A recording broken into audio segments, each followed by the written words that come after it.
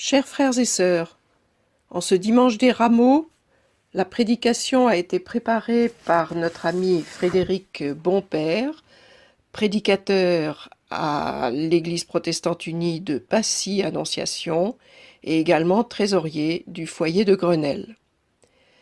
Frédéric Bompère nous propose plusieurs textes, auxquels je vous renvoie: le psaume 22, Ésaïe 50, versets 1 à 7, Philippiens 2, versets 6 à 11, et Matthieu 21, 1 à 11. C'est ce dernier texte que je vais lire avec vous.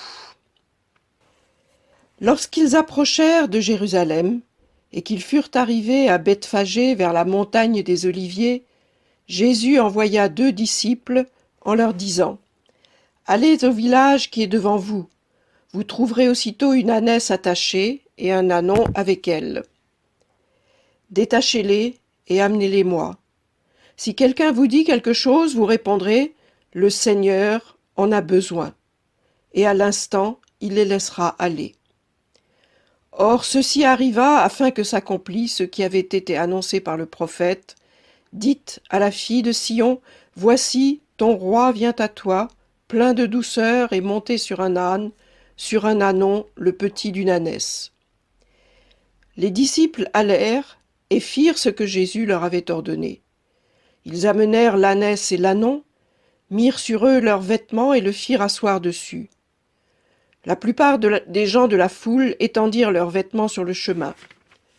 D'autres coupèrent des branches d'arbres et en jonchèrent la route. Ceux qui précédaient et ceux qui suivaient Jésus criaient : « Hosanna au fils de David, béni soit celui qui vient au nom du Seigneur, Hosanna dans les lieux très hauts. » Lorsqu'il entra dans Jérusalem, toute la ville fut émue, et l'on disait : « Qui est celui-ci » ? La foule répondait : « C'est Jésus, le prophète de Nazareth en Galilée. »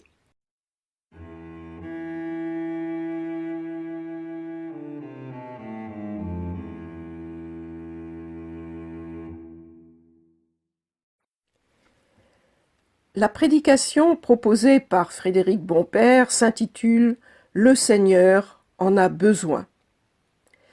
Le dimanche des Rameaux est un de ceux où l'on pense souvent à faire un culte parent-enfant, prendre quelques branches et faire défiler les enfants chantant ou criant Hosanna.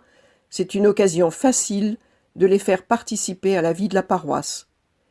Évidemment, rien de tel cette année, confinement oblige. Mais il n'empêche que j'ai des souvenirs des Rameaux comme d'une fête joyeuse, presque autant qu'à Pâques qui le suit d'une semaine. Mais quelle semaine entre les deux ! La semaine sainte qui conduit à la croix du vendredi saint et au tombeau vide du dimanche matin. Aujourd'hui, je vous propose, à partir du texte de Matthieu, de nous rappeler ce que nous commémorons aujourd'hui, la méprise de la foule, et ensuite de prendre le temps dans une seconde partie d'étudier cette phrase du verset 3, « Le Seigneur en a besoin ». Un premier point, le malentendu des rameaux. Oui, Jésus entre triomphalement dans Jérusalem, acclamé par une foule qui chante ses louanges. Nous nous identifions aux participants d'une manifestation de masse, venus célébrer dans l'euphorie celui qui nous sauve, Jésus le Christ. Mais prenons garde de ne pas partager l'erreur de la foule. Le vrai triomphe de Jésus ne se réalisera que devant quelques femmes qui verront le tombeau vide le matin de Pâques. Qui est celui que la foule acclame ? La foule de Jérusalem est là pour préparer la Pâques et la semaine des pains sans levain qui la suit. Des dizaines de milliers de pèlerins vraisemblablement sont venus. Cette foule semble se presser spontanément sur le passage de Jésus sans que l'on sache d'où elle vient, sans qu'elle sache elle-même qui elle acclame. Le récit de la parade, c'est volontairement que j'utilise ce terme usuel dans les parcs d'attractions, d'entrée de Jésus à Jérusalem sous les vivas d'une foule qui se précipite pour étendre sur son passage étoffes et rameaux en un tapis d'honneur gigantesque, ce récit donc est présent dans les 4 évangiles. Les 3 synoptiques sont très proches et Jean est plus succinct, il ne reprend pas le passage sur la façon dont les disciples sont allés chercher l'ânon. Jean nous dit simplement « Jésus trouva un ânon et s'assit dessus » avant de confirmer que se réalisait ainsi la prophétie de Zacharie. Le peuple juif attendait le Messie, l'envoyé de Dieu, et espérait sa venue pour le libérer du joug de l'Empire romain. C'est donc un roi, dans la splendeur de sa puissance, que la foule voit en Jésus, un chef de guerre, comme les figures de l'Ancien Testament qui avaient présidé à l'installation dans la terre promise. La mention de David par la foule criant « Hosanna au fils de David » montre qu'elle attend un chef qui saura terrasser ce Goliath du moment qu'est l'empereur. Elle sait également, parce que son éducation religieuse est profonde, que selon les prophètes, son secours lui viendra de la descendance de David, du vieux tronc d'Isaïe. Mais certains, parmi ceux qui voient passer le cortège, s'interrogent. Qui est-ce ? La réponse apportée par Matthieu est « C'est Jésus, le prophète de Nazareth en Galilée ». Cette réponse ne fait-elle qu'anticiper sur l'inscription qui sera posée au pied de la croix, « INRI ». Ne vient-elle pas plutôt de la présence dans la foule d'une cohorte de Galiléens qui ont vu les miracles que Jésus a accomplis autour du lac de Tibériade ? En outre, la résurrection de Lazare, qui est située juste avant l'entrée à Jérusalem dans l'évangile de Jean, en a marqué plus d'un. Avec cette information de provenance, la Galilée, et d'activité, un prophète, un faiseur de miracles, plus qu'un pauvre persécuté comme Ésaïe, tous peuvent dans la foule de Jérusalem crier « Béni soit celui qui vient au nom du Seigneur ». Mais, attention, Jésus n'est pas celui-là. C'est Jésus lui-même dans Matthieu qui fait référence à Zacharie 9. Ainsi assume-t-il sa vocation d'accomplir la loi et les prophètes et reconnaît-il qu'il est le Messie. Mais Zacharie précise clairement deux choses. Au verset 9, il utilise pour décrire ce roi juste et victorieux le terme « humilié » avant de mentionner son humble monture, un simple âne. Au verset suivant, il annonce la réalité de la majesté de Jésus, disant que ce roi établira la paix parmi les peuples. Humilité de la monture de Jésus conforme à son ambition de paix et son refus de céder devant la fausse puissance des armes. Ce n'est pas ce qu'attendait réellement le peuple. La foule crie « Hosanna » que nous traduisons par « louange et gloire ». Mais une note de ma Bible m'explique que primitivement, Hosanna signifiait « Viens à notre secours », et c'est peut-être cela que Jésus entend. Un appel à l'aide, comme au psaume 22, et non des vivas. C'est peut-être pour cela qu'entrant à Jérusalem, il fut ému et pleura, comme nous le rapporte Luc. Je trouve que ces deux sens d'Hosanna résument parfaitement le décalage entre ce qu'attend la foule qui se trompe et ce que sait Jésus sur ce qui va se passer dans la semaine à venir. C'est ce que j'appelle le malentendu des rameaux. Ce malentendu est fondamental, et il ne faut pas jeter la pierre à cette foule qui s'enthousiasme un jour pour son héros et qui, quelques jours après, va le condamner à mort en préférant libérer Barabbas. C'est tellement humain, tellement semblable à ce que nous faisons collectivement de façon répétée. La versatilité de la foule n'est pas plus que l'art des zélotes à manipuler les foules responsables de la mort de Jésus. Le plan de Dieu devait se dérouler jusqu'à la mort sur la croix pour que nos péchés soient couverts et que la grâce nous sauve. Jésus n'est pas celui qu'attend la foule, il est beaucoup plus. Il est le vrai libérateur qui nous affranchit du péché et nous rend dignes devant Dieu. La lettre de Paul aux Philippiens nous offre un tel résumé de Christologie dans l'extrait que je vous ai donné. Voilà pour cette autre journée des dupes, les rameaux.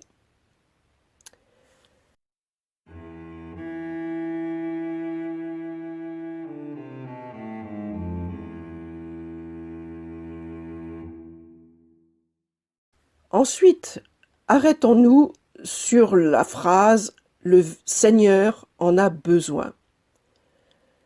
Je reviens au passage que Jean a omis dans son récit, celui où Jésus explique à ses disciples où ils vont trouver l'ânon sur lequel il va entrer dans Jérusalem. En particulier, j'ai été marqué par ces mots « Le Seigneur en a besoin » que Jésus demande à ses disciples d'utiliser pour justifier le vol de l'animal. Cela m'inspire deux commentaires. D'une part, Jésus lui-même ordonne à ses disciples, et d'autre part, ces mots sont irrésistibles. L'envoi des disciples en mission. Jésus les envoie en mission pour aller récupérer une ânesse et son ânon. Notons que Matthieu est le seul à mentionner deux animaux et qu'il ne précise pas que l'ânon n'avait jamais été monté par quiconque, comme le font Marc et Luc.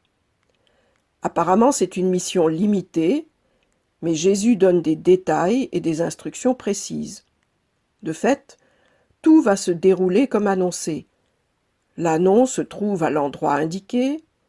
À ceux qui leur demandent dans Luc et Marc ce qu'ils font, les disciples répondent comme convenu que le Seigneur en a besoin et leur mission est accomplie. Ainsi avons-nous un nouvel exemple de l'obéissance absolue des disciples qui assure le succès de leur mission. Cela est vrai pour chacun de nous aujourd'hui. Il est inutile d'argumenter et de proposer un cheval superbe ou un char décoré si c'est un ânon qui nous est demandé. Ne projetons pas notre propre système de valeurs, notre logique humaine, et sachons obéir dans l'humilité. Jésus parle de lui-même comme du Seigneur. Là encore, les notes de ma Bible, version Semeur, signalent que c'est le seul passage de l'évangile de Matthieu où il le fait. La mission est donc faite au nom du Seigneur, et chaque disciple vient au nom du Seigneur et se trouve ainsi au bénéfice de la louange que la foule va exprimer. Béni soit celui qui vient de la part du Seigneur. En répondant à l'appel de Jésus, nous aussi, nous recevons cette bénédiction. Comme Seigneur, Jésus exprime des besoins, donne des missions, attend notre aide. Cela est paradoxal en raison de sa toute-puissance divine, mais c'est essentiel pour nous, car en tant qu'humains, avec nos défauts et nos imperfections inévitables, Jésus nous montre que nous sommes utiles, indispensables peut-être à la réalisation du projet de Dieu, l'avènement d'un royaume de paix et d'amour, et il nous donne les outils pour agir. À savoir, un mot de passe pour accomplir des miracles. Le Seigneur en a besoin.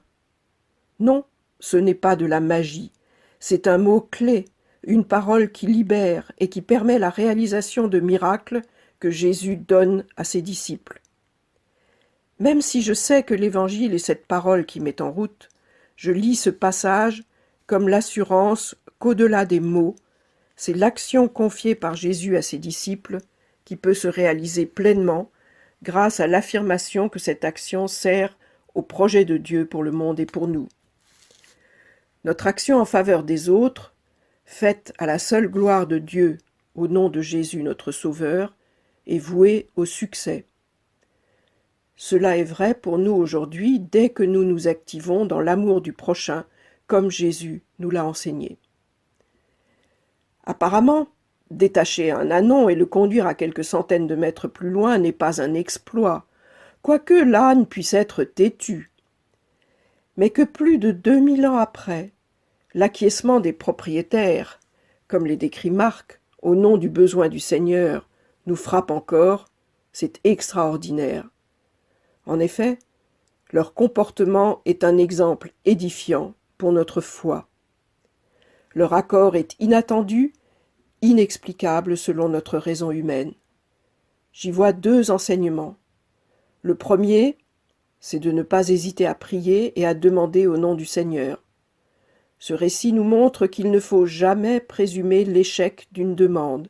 Ne renonçons pas. Le second, nous concerne quand on nous demande quelque chose qui nous semble, disons, surprenant. Plutôt que de répondre non avec notre courte vue humaine et nos habitudes comportementales, acceptons de nous poser la question centrale de savoir si cette demande n'est pas faite parce que le Seigneur en a besoin. Il est possible qu'il s'adresse à nous avec cette phrase, et ce serait trop bête de ne pas l'entendre. Ainsi, dans ce texte archi-connu de ce que j'ai appelé la parade d'entrée de Jésus à Jérusalem, nous pouvons bien sûr voir le décalage entre l'attitude de la foule qui croit que Jésus est son libérateur politique et la réalité d'ordre théologique que la victoire de Jésus sur la mort n'aura lieu qu'après la Semaine sainte et la crucifixion. Pas une victoire par les armes pour un peuple, mais une promesse de justification devant Dieu pour tous et par pure grâce. Mon intention aujourd'hui a été de centrer mon exhortation sur ces mots de Jésus, « Le Seigneur en a besoin ». Et c'est à nous d'entendre comment nous pouvons être utiles et aller dans le sens que Dieu donne à notre vie, nourrie du triptyque de la foi, l'amour et l'espérance. Amen.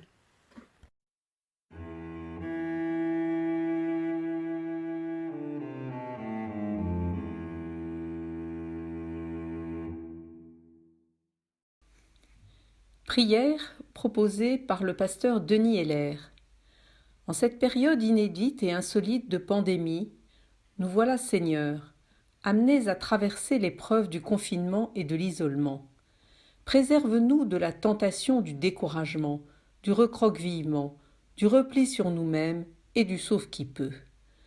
Donne-nous de savoir garder la tête froide et le cœur chaud, de garder raison, de garder confiance, de garder humanité. Que nos cœurs restent largement ouverts aux besoins de nos proches, de nos voisins, des plus fragiles.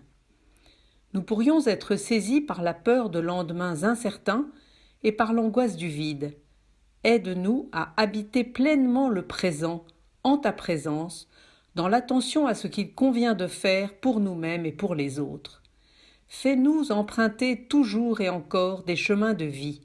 Donne-nous d'imaginer de nouvelles formes d'activité, de fraternité et de solidarité. Nous te confions tous ceux que le virus a atteints sévèrement et qui luttent pour la vie, leurs familles inquiètes dans l'impossibilité de les entourer. Nous te remettons le personnel soignant, admirable de courage et de dévouement. Renouvelle leurs forces. Nous pensons à tous ceux que ce temps trouble et troublant fragilise et angoisse. Nous portons dans nos prières les personnes soucieuses de leur devenir, de leurs revenus, de leur travail, de leur vie professionnelle, les entrepreneurs comme les salariés. Nous intercédons pour ceux qui, dans ces moments particuliers, sont les premiers oubliés, les SDF, les plus précaires, les immigrés. Prier pour eux, c'est à la mesure de nos moyens et de nos possibilités. Agir pour eux avec la force que tu nous donneras. Que les jours à venir, qui correspondent à la période de carême, deviennent pour chacun l'occasion de se retrouver lui-même devant toi, en vérité sur l'essentiel. Que pour les couples et pour les familles, ce temps soit propice au partage, aux échanges, à l'écoute mutuelle. Seigneur, comme toute épreuve, celle-ci peut être négative ou positive. Ne nous laisse pas entrer en tentation, mais donne-nous force et foi pour la traverser en restant debout dans la confiance. Ensemble, liés les uns aux autres, malgré les distances qui nous séparent, nous te disons : Notre Père qui es aux cieux, que ton nom soit sanctifié, que ton règne vienne, que ta volonté soit faite sur la terre comme au ciel. Donne-nous aujourd'hui notre pain de ce jour. Pardonne-nous nos offenses, comme nous pardonnons aussi à ceux qui nous ont offensés. Et ne nous laisse pas entrer en tentation, mais délivre-nous du mal. Car c'est à toi qu'appartiennent le règne, la puissance et la gloire, au siècle des siècles. Amen. Que la paix de Dieu, qui surpasse toute intelligence, garde vos cœurs et vos pensées en Jésus-Christ.